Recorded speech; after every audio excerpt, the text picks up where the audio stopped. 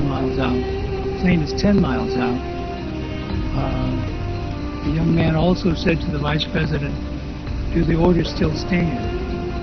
And the vice president turned and put his neck around and said, "Of course the orders still stand. Have you heard anything to the contrary?"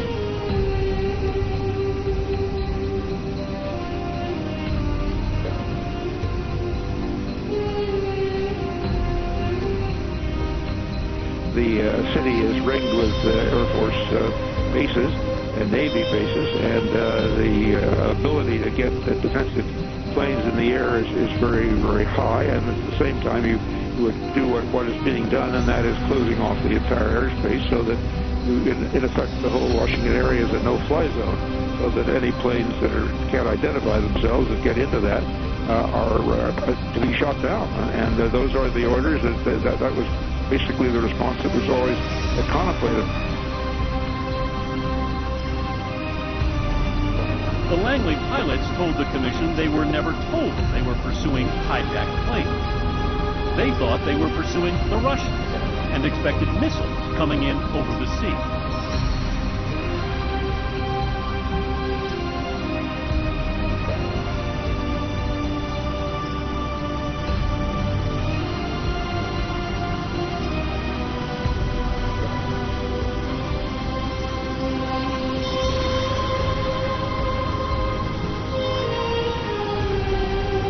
The plane is 50 miles out. The plane is 30 miles out. The plane is 10 miles out. The young man also said to the vice president, "Do the orders still stand?" And the vice president turned and put his neck around and said, "Of course the orders still stand. Have you heard anything to the contrary?"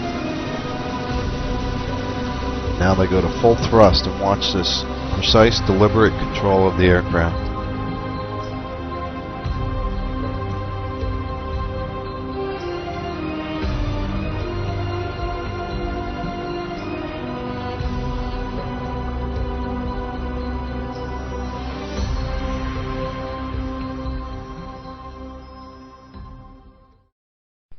Whoever is flying this airplane has experience in this aircraft.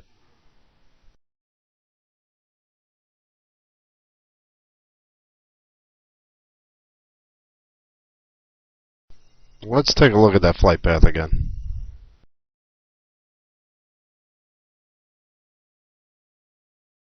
On the left, we have the NTSB animation, and on the right, the 9/11 Commission Report animation.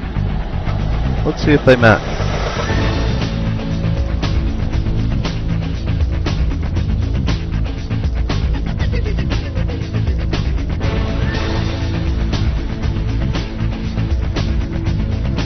As it comes up to the Navy Annex, it appears they conflict. One is north, one is south. Let's continue. There's the Citgo gas station. The NTSB report has it on the north side, the 9/11 Commission report on the south side. According to the official report, the aircraft that struck the Pentagon also struck down light poles. There's pole number 1. Pole number 2. There's pole 3. Pole number 4. And there's pole 5. And if we compare that to the animation provided by the NTSB, poles 1 and 2,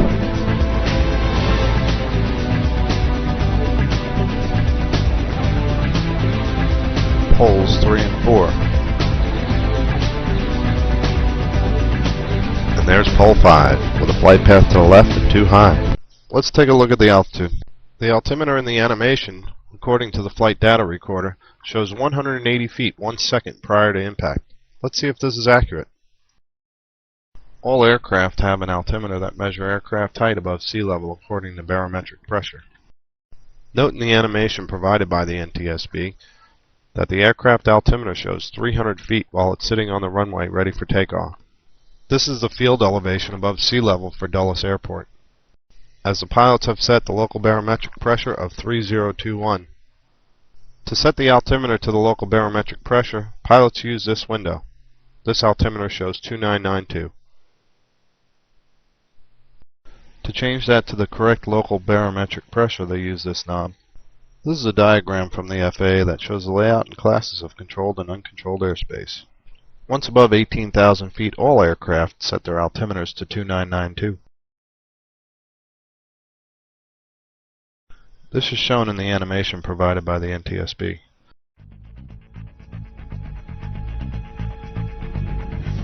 As the pilots climb through 18,000 feet, they set their altimeter to 2992 from their previous barometric setting, and the altimeter snaps back.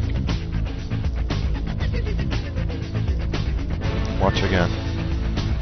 Note the aircraft doesn't change any pitch.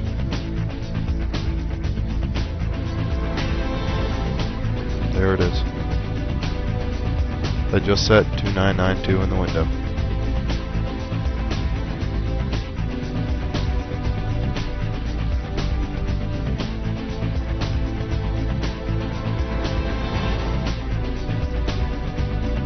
The hard data file that we have from the NTSB shows the altimeter being set on the climb through 18,000 and on the descent through 18,000 feet. Let's see if that's the case in the animation. Upon descent, we should see the same type of snapback we saw on the climb, however in reverse, as the aircraft descends through 18,000 feet. Once the local barometric pressure is set, it will indicate actual altitude above sea level. Let's watch to see if this altimeter is being set during descent in the animation.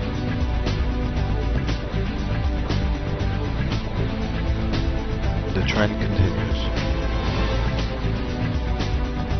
There is no snapback.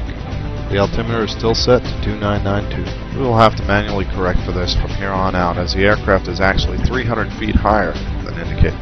Considering the hard data file that we have shows the altimeter being set through 18,000 feet, and the animation does not, that is a blatant cover-up to make the animation aircraft appear lower than it actually is.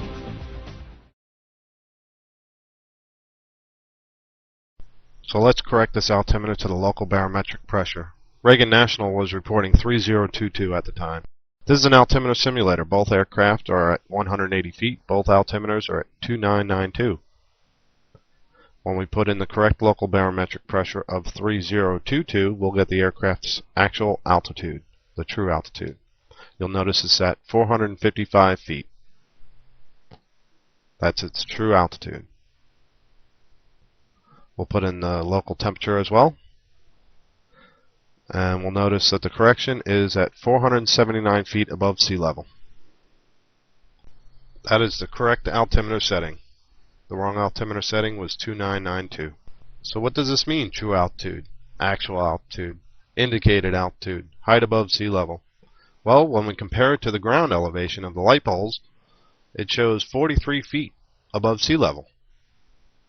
The flight data recorder shows the aircraft at 479 feet above sea level, unless those poles were almost 440 feet.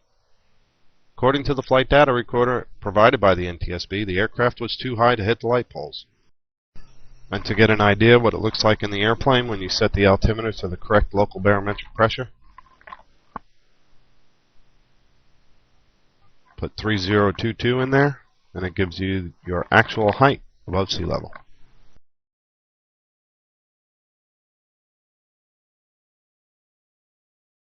Now let's take a look at vertical speed. Measuring from a speed within the aircraft envelope and noting the altitude and time, we can get the vertical speed. Watch how the aircraft is flown during this final maneuver. It actually increases vertical speed.